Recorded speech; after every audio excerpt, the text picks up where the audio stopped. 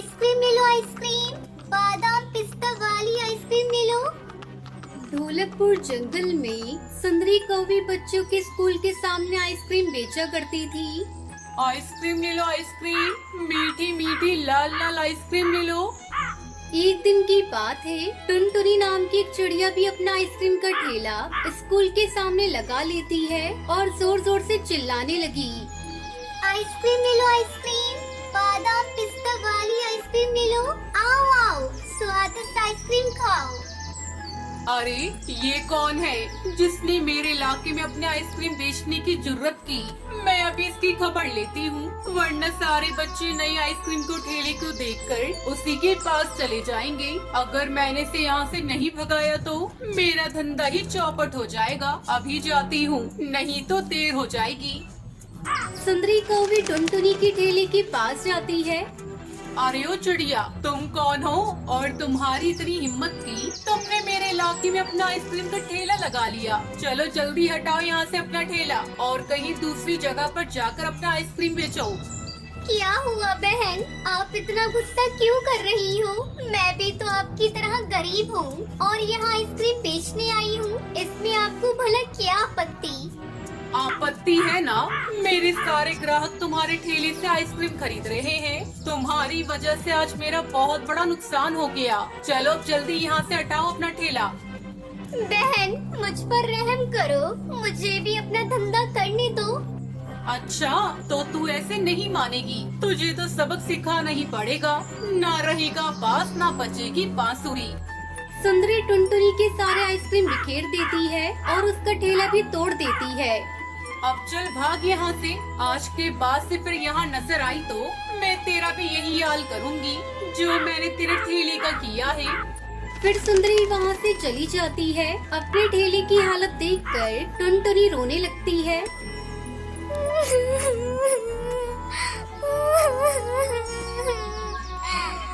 हे भगवान, मैंने उसका क्या बिगाड़ा था जो उसने मेरी ऐसी हालत कर दी?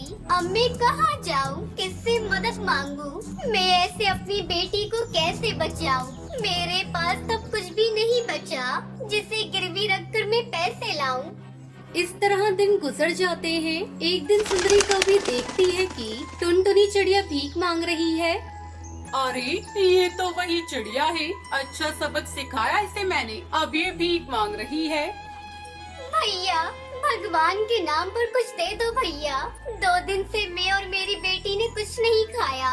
मेरी बेटी बहुत बीमार है। उसे इस तरह भीख मांगते हुए देखकर सुंदरी कौवी बहुत खुश होती है और टुनटुनी के पास जाती है। ए चिड़िया, तुमने तो अच्छा धंधा शुरू किया है भीख मांगने का। अगर तुमने उस दिन मेरी बात मानकर कहीं और ठेला लगा लिया होता तो, पर नहीं, तुम्हें तो यहीं अपनी आइसक्रीम बेचनी थी। अब मांगो बैठकर यहाँ भीख। बहन मेरी भी तो सुनती जाओ, मुझे तुम्हारा धंधा चौपट करने का कोई इरादा नहीं था, लेकिन क्या करूं, मेरी बेटी बहुत बीमार है। उसके इलाज पे बहुत पैसे खर्च हो रहे थे, जिसके चलते मेरे दुष्पति ने हम माँ बेटी को घर से निकाल दिया। मैं अपनी बेटी को मरता नहीं देख सकती थी, इसलिए किसी के कहने पर मैंने पैसे कर्ज लेकर आइसक्रीम का ठेला लगाया था। लेकिन तुमने मेरी मजबूरी जाने बिना मेरा सब कुछ तोड़ दिया। अब मेरे पास भीख मांगने के सिवा दूसरा कोई चारा नहीं। टुनटुनी की दुख भरी कहानी सुनकर सुंदरी को बहुत दुख हुआ। मुझे माफ कर दो बहन, मैंने तुम्हारा जो भी नुकसान किया है उसे मैं पूरा करूंगी।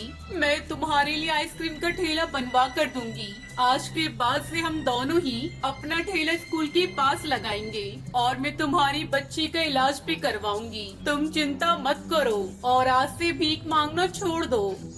अगले दिन से टुनटुनी सुंदरी के पास ही अपना आइसक्रीम का ठेला लगाने लगी और खुशी खुशी आइसक्रीम बेचने लगी।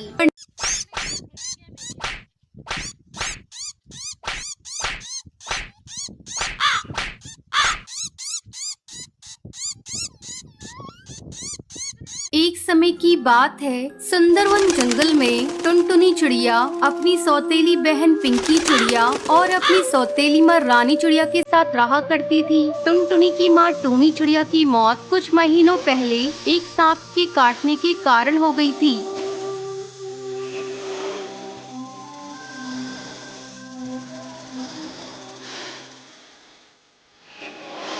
तब बंटी कबूतर एक विधवा चिड़िया से शादी कर लेता है। पिंकी चिड़िया उसी की बेटी थी। पिंकी चिड़िया टुनटुनी पर बहुत अत्याचार करती थी। एक दिन टुनटुनी खाना पका रही थी, तभी पिंकी वहाँ आती है और टुनटुनी से कहती है, मैंने तुझसे चाय मांगी थी, तूने अभी तक मुझे चाय नहीं दी। दीदी ये देखो, मैं चाय ही बना रही हूँ, जैसे ही चाय उबल जाएगी मैं आपको लाकर देती हूँ। थोड़ी देर बाद टुनटुनी चाय लाकर पिंकी को देती है। चाय पीते ही पिंकी टुनटुनी पर चिल्लाने लगती है, ये तूने चाय कैसी बनाई है? इसमें तो चीनी बिल्कुल नहीं है, ले इसे तू ही पी ले। इतना कहकर वो उस चाय के प्याले को फेंक देती है। पिंकी चिड़िया का गुस्सा देखकर टुनटुनी रोने लगती है।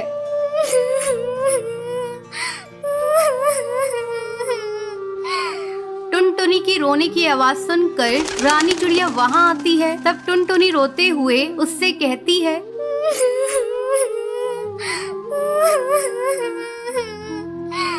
माँ ये देखो, दीदी ने सारी चाय फेंक दी। आहा, टुनटुनी तू मेरी बेटी की शिकायत मुझसे मत किया कर। चल अब चलकर सफाई कर। टुनटुनी को पूरा घोंसला साफ करना पड़ता है। दिन भर काम करने के बाद टुनटुनी रात को अपने घोंसले में जाती है और अपनी माँ की तस्वीर के सामने फूट फूट कर रोने लगती है।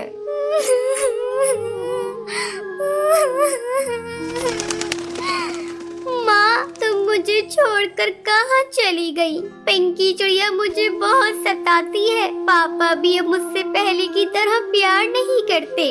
वो रोते रोते सो जाती है। अगले दिन पिंकी चिड़िया स्कूल जाने के लिए तैयार हो रही थी। अरे महारानी, मेरा स्कूल ड्रेस कहाँ है? तूने प्रेस तो कर दिया है ना? पिंकी की चिल्लाने की आवाज सुनकर टुनटुनी वहाँ आती है और कहती है, नहीं दीदी, कल मेरा हाथ रोटी बनाते समय जल गया था, इसलिए मैं प्रेस नहीं कर पाई। तू खा खा कर मोटी हो गई है, तुझे चर्बी चढ़ गई है, अब तुझसे कोई काम नहीं होता। माँ इसे अभी इसी वक्त घर से बाहर निकालो, अब ये हमारे किसी काम की नहीं। तब रानी चिड़िया पिंकी से कहती है, बेटा अगर हम लोगों ने इसे घर से बाहर निकाल दिया तो इसका बाप हम लोगों को भी घर से निकाल देगा। इसका दूसरा इलाज है मेरे पास। इसी तरह कुछ दिन गुजर जाते हैं। अब रानी चिड़िया टुनटुनी को खाने के लिए बहुत थोड़ा सा खाना देती थी। धीरे धीरे टुनटुनी कमजोर होती जा रही थी। एक दिन रानी चिड़िया टुनटुनी से कहती है, टुनटुनी जा कुएं से पानी भर ला, पीने का पानी खत्म हो गया है। माँ मैं कुएं से पानी कैसे निकालूंगी? मैंने कभी कुएं से पानी नहीं निकाला, मैं कुएं में गिर जाऊंगी। तू डरती क्यों है? तेरे साथ पिंकी चिड़िया भी जा रही है। हिम्मत करके टुनटुनी पानी भरने के लिए कुएं पर जाती है। जैसे ही वो कुएं से पानी निकालने लगती है, पिंकी चिड़िया उसे कुएं में धक्का देने के लिए जाती है। पिंकी चिड़िया का बैलेंस बिगड़ जाता है और वो कुएं में गिर जाती है। मुझे बचाओ, मैं डूब जाऊंगी। मुझे बचा ले टुनटुनी, मैंने तुझ पर बहुत अत्याचार किए हैं टुनटुनी, मुझे माफ कर दे, मुझे बचा ले किसी तरह से। दीदी तुम चिंता मत करो, ये रस्सी जल्दी से लो और ऊपर आ जाओ। पिंकी चिड़िया रस्सी पकड़कर कुएं से बाहर आ जाती है। उस दिन के बाद से दोनों बहनें खुशी खुशी रहने लगती हैं।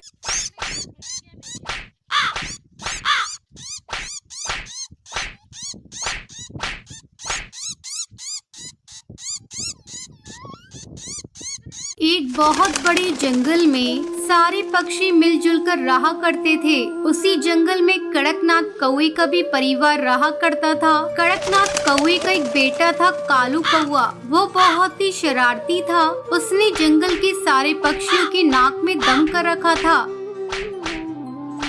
एक बार की बात है, बहुत दिनों बाद टुनटुनी चिड़िया माँ बनी थी। उसके घर में खुशियों का माहौल था। एक दिन टुनटुनी चिड़िया अपने पति बंटी से बातें कर रही थी।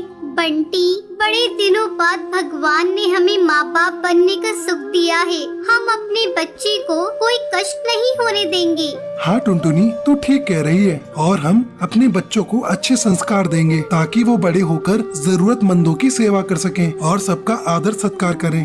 हाँ जी, ये बात तो सही है, लेकिन हमें एक बात का ध्यान रखना होगा कि वो कभी भी कालू कौवे से दोस्ती ना करे। आपने देखा है ना, कालू कौवा सभी पक्षियों को कैसे परेशान करता रहता है। वो दोनों अक्सर अपने बच्चे के भविष्य को लेकर चिंता किया करते थे। धीरे धीरे समय गुजरने लगता है। एक दिन बंटी भोजन की तलाश में जा रहा था। तब टुनटुनी अपनी बेटी से कहती है, भूरी बेटी, हम लोग भोजन की तलाश में जा रहे हैं, तुम घोंसले में ही रहना। अगर कालू कौवा तुमसे खेलने को कहेगा तो तुम उसके साथ मत खेलना। ठीक है माँ, मैं घोंसले में रहकर आपका इंतजार करूंगी और किसी के साथ खेलने बाहर नहीं जाऊंगी। दोनों पति पत्नी निश्चिंत होकर चले जाते हैं। उनके जाने की थोड़ी देर बाद कालू कौवा वहाँ आता है। भूरी, अरे ओ भूरी, ये ले, मैं तेरे लिए मूंगफली लेकर आया हूँ, जरा खाकर तो देख, ये कितने स्वादिष्ट हैं। तब भूरी कहती है, कालू कौवा भैया, तुम यहाँ से चले जाओ, मैं मूंगफली नहीं खाऊंगी। मेरी माँ ने मुझे तुमसे बात करने को मना किया है। ये सुनकर कालू कौवे को बहुत गुस्सा आता है, लेकिन वो अपने गुस्से पर काबू करके भूरी से गिलास पानी मांगता है। भूरी संस्कारी चिड़िया थी, वो कालू कौवे को ठंडा पानी पीने को देती है। पानी पीकर कालू कौवा भूरी की खूब पिटाई करता है और कहता है, अपनी माँ को बता देना कि तेरी ये हालत मैंने की है। तेरे माँ बाप मेरा कुछ नहीं बिगाड़ पाएंगे। इतना कहकर कालू कौवा वहाँ से चला जाता है। भूरी दर्द से कराह रही थी। शाम को जब टुनटुनी चिड़िया और बंटी कबूतर घर आते हैं तो अपनी बेटी की हालत देखकर घबरा जाते हैं। भूरी अपनी माँ को सारी बात बताती है। तब टुनटुनी गुस्से में कालू कौवे के घर जाती है। उस समय कालू कौवे का पिता कड़कनाथ घोंसले के बाहर ही बैठा था। कड़कनाथ भैया, आपकी बेटी ने मेरी बेटी को मार मार कर अधमरा कर दिया है। अपनी बेटी को संभालो, नहीं तो एक दिन तुम्हें रोना पड़ेगा। टुनटुनी की आवाज सुनकर सुंदरी कौवी घोंसले से बाहर निकलती है। टुनटुनी चिड़िया, जब से तुम माँ बनी हो तुम बहुत घमंडी हो गई हो। मेरा बेटा तुम्हारी आंखों में चुभने लगा है। ये देखो, मेरा बेटा बैठकर पढ़ाई कर रहा है, कल उसका इम्तिहान है। तुम्हारी बेटी झूठ बोल रही है। अब जाओ यहाँ से। अगर तुमने दोबारा मेरी बेटे की शिकायत की तो मुझसे बुरा कोई नहीं होगा। इस घटना के कुछ दिनों तक कालू कौवा शांत रहता है। एक दिन जब वो खेलने जा रहा था तो वो देखता है कि जिगरबाज का बच्चा अपने घोंसले में अकेला था। कालू कौवे से पीट पीट कर अधमरा कर देता है। जब इस बात का पता जिगरबाज को चलता है तब वो अपने साथियों के साथ मिलकर कालू कौवे के घर पर धावा बोल देता है। इस हमले में कालू कौवा और उसका पूरा परिवार खत्म हो जाता है। कालू कौवे के बुरे कर्मों का फल उसके पूरे परिवार को भुगतना पड़ता है। उस दिन के बाद से जंगल के सभी पक्षी खुशी खुशी रहने लगते हैं।